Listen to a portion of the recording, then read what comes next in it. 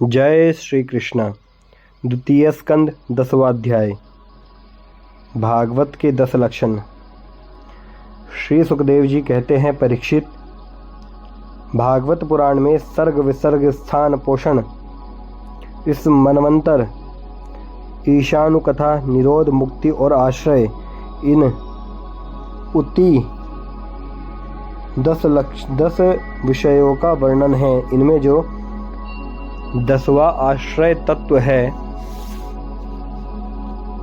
उसी का ठीक ठीक निश्चय करने के लिए कहीं श्रुति से, कहीं तात्पर्य से और कहीं दोनों के अनुकूल अनुभव से महात्माओं ने अन्य 9 विषयों का बड़ी सुगम रीति से वर्णन किया है। ईश्वर की प्रेरणा से गुणों में क्षोभ होकर रूपांतर होने से जो आकाश आदि पंचभूत, शब्द आदि तन्मात्राएं, इंद्रिया, अहंकार और महत्त्व की उत्पत्ति होती है, उसी को स्वर्ग कहते हैं।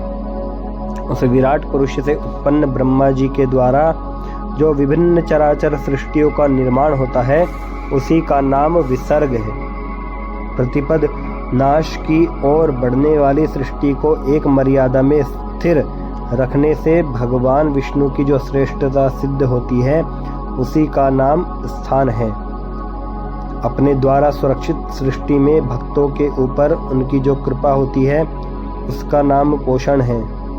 मनवंतरों के अधिपति जो भगवत भक्ति और प्रजा पालन रूप शुद्ध धर्म का अनुष्ठान करते हैं, उसे मनवंतर कहते हैं। जीवों की वे वासनाएं जो कर्म के द्वारा उन्हें बंधन में डाल देती हैं, उति नाम से कही जाती हैं।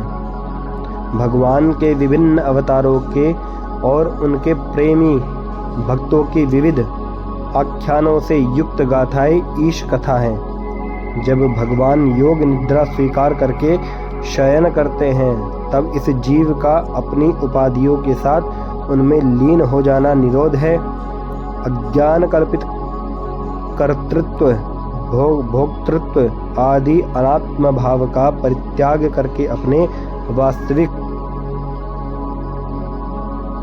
स्वरूप परमात्मा में स्थित होना ही मुक्ति है।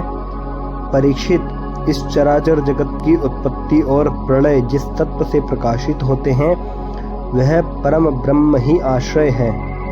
शास्त्रों में उसी को परमात्मा कहा गया है।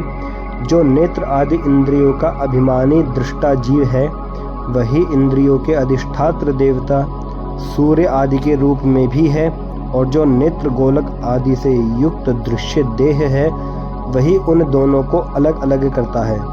इन तीनों में यदि एक का भी अभाव हो जाए,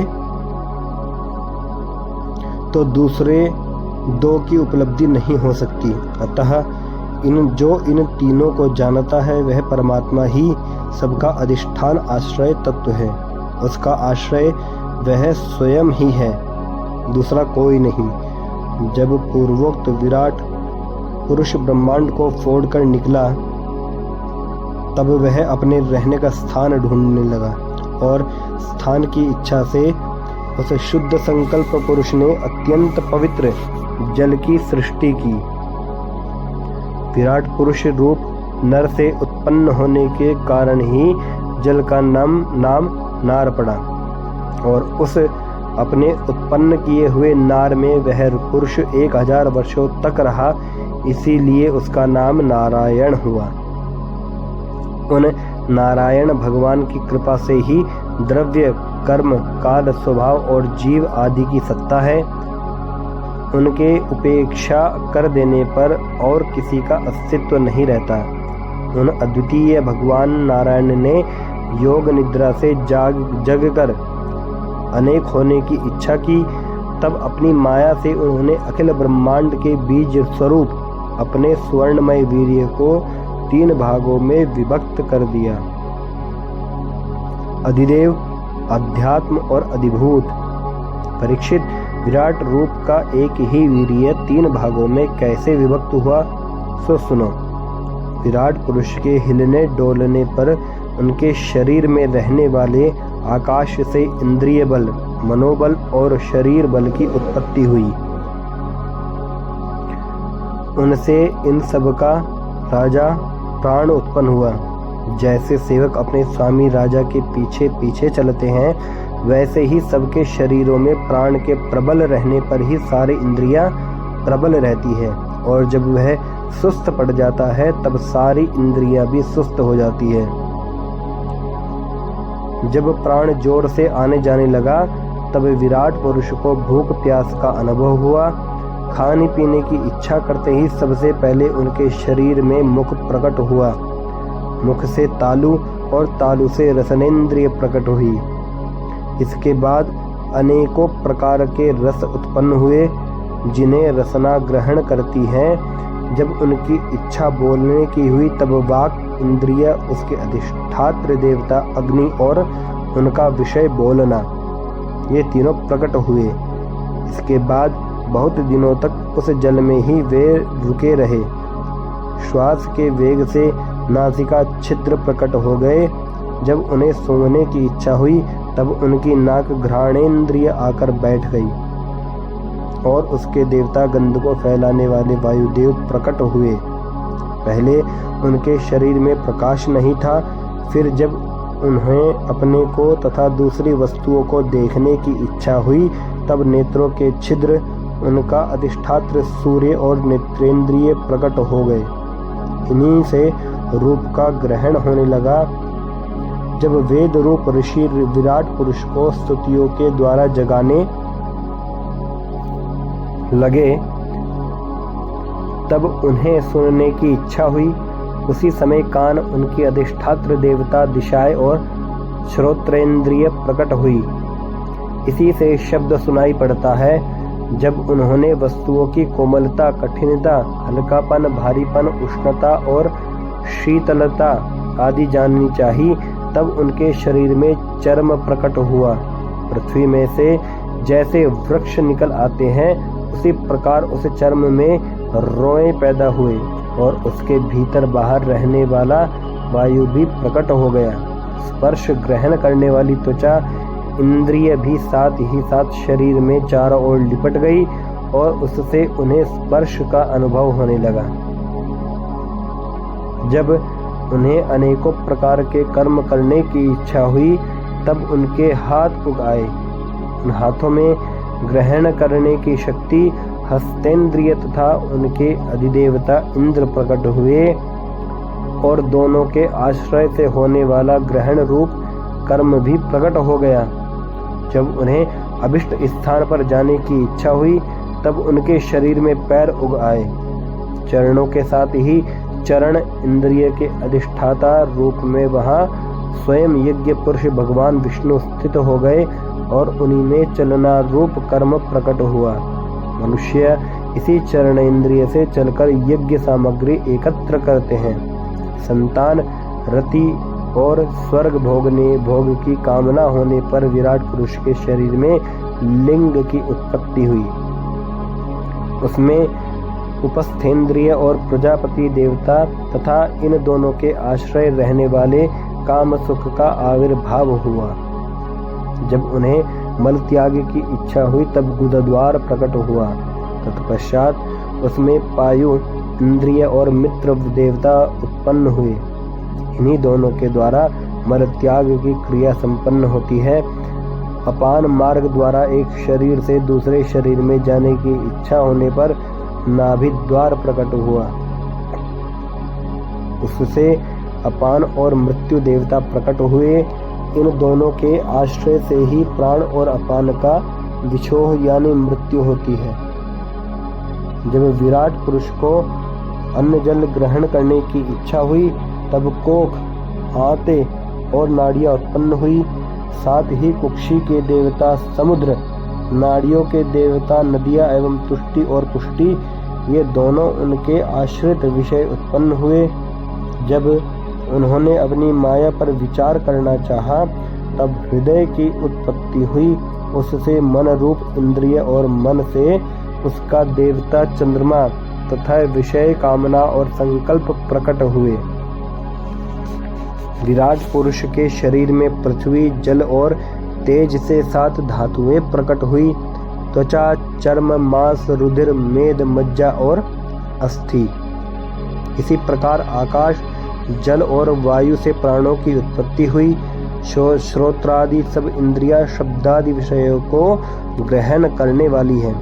वे विषय अहंकार से उत्पन्न हुए हैं। मन सब विकारों का उत्पत्ति स्थान है और बुद्धि समस्त पदार्थों का बोध कराने वाली है। मैंने भगवान के इस स्थूल रूप का वर्णन तुम्हें सुनाया है। यह बाहर की ओर से पृथ्वी, जल, तेज, वायु, आकाश, अहंकार, महत्तत्व और प्रकृति, इन 8 आवरणों से घिरा हुआ है। इससे परे भगवान का अत्यंत सूक्ष्म रूप है। वह अव्यक्त, निर्विशेष, आदि, मध्य और अंत से रहित एवं नित्य है। वाणी और मन की वहां तक पहुंच नहीं है। मैंने तुम्हें भगवान के स्थूल और सूक्ष्म, व्यक्त और अव्यक्त जिन 2 रूपों का वर्णन सुनाया है, ये दोनों ही भगवान की माया के द्वारा रचित हैं। इसलिए विद्वान पुरुष इन दोनों को ही स्वीकार नहीं करते। वास्तव में भगवान निष्क्रिय हैं। अपनी शक्ति से ही वे सक्रिय बनते हैं। फिर तो वे ब्रह्मा का या विराट रूप धारण करके वाच्य और वाचक, शब्द और उसके अर्थ के रूप में प्रकट होते हैं और अनेकों नाम, रूप तथा क्रियाएं स्वीकार करते हैं। परीक्षित, प्रजापति, मनु, देवता, ऋषि, पितर, सिद्ध, चारण, गंधर्व, विद्याधर, असुर, यक्ष, किन्नर, अप्सराएं, नाग, सर्प, किम पुरुष, उरग, मातृकाएं, राक्षस, पिशाच, प्रेत, भूत, विनायक, कूष्मांड, उन्माद, वेताल, यातुधान, ग्रह, पक्षी, मृग, पशु, वृक्ष, पर्वत, सरीसृप इत्यादि जितने भी संसार में नाम रूप हैं, सब भगवान के ही हैं। संसार में चर और अचर भेद से 2 प्रकार के तथा जरायुज, अंडज, स्वेदज और उद्भिज भेद से 4 प्रकार के जितने भी जलचर, थलचर तथा आकाशचारी प्राणी हैं, सबके सब शुभ, अशुभ और मिश्रित कर्मों के तदनुरूप फल हैं। सत्व की प्रधानता से देवता, रजोगुण की प्रधानता से मनुष्य और तमोगुण की प्रधानता से नारकीय योनियां मिलती हैं। इन गुणों में भी जब एक गुण दूसरे 2 गुणों से अभिभूत हो जाता है, तब प्रत्येक गति के 3-3 भेद और हो जाते हैं। वे भगवान जगत के धारण पोषण के लिए धर्ममय विष्णु रूप स्वीकार करके देवता, मनुष्य और पशु, पक्षी आदि रूपों में अवतार लेते हैं तथा विश्व का पालन पोषण करते हैं। प्रलय का समय आने पर वे ही भगवान अपने बनाए हुए इस विश्व को कालाग्नि स्वरूप रुद्र का रूप ग्रहण करके अपने में वैसे ही लीन कर लेते हैं जैसे वायु मेघमाला को।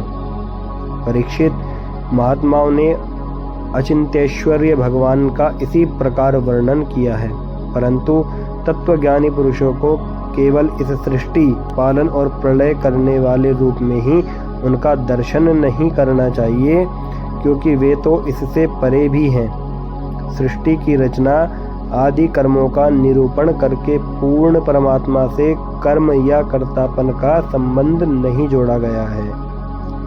वह तो माया से आरोपित होने के कारण कर्तृत्व का निषेध करने के लिए ही है।